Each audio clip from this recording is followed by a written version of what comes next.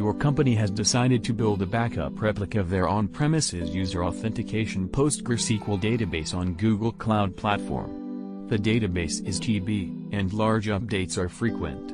Replication requires private address-based communication. Which networking approach should you use? Option A. Google Cloud Dedicated Interconnect. Option B. Google Cloud VPN connected to the data center network. Option C. A NATing TLS translation gateway installed on premises. Option D. A Google Compute Engine instance with a VPN server installed connected to the data center network. The correct answer is option A. Your organization requires that metrics from all applications be retained for years for future analysis and possible legal proceedings. Which approach should you use? Option A.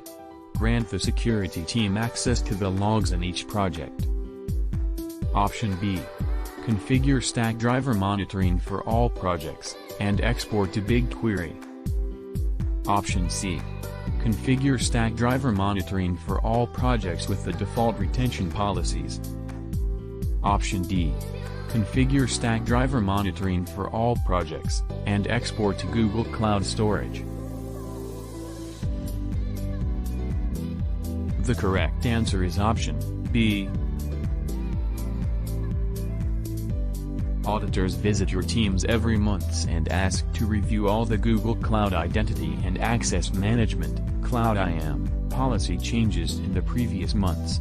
You want to streamline and expedite the analysis and audit process. What should you do? Option A. Create custom Google Stackdriver alerts and send them to the auditor.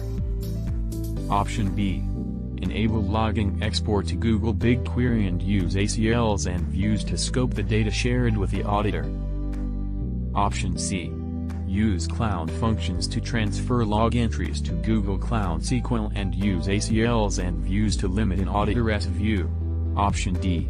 Enable Google Cloud Storage (GCS) log export to audit logs into a GCS bucket and delegate access to the bucket. The correct answer is option D. You are designing a large distributed application with microservices. Each of your distributed microservices needs to connect to a database backend. You want to store the credentials securely. Where should you store the credentials? Option A. In the source code. Option B. In an environment variable. Option C. In a secret management system. Option D. In a config file that has restricted access through ACLs. The correct answer is option C.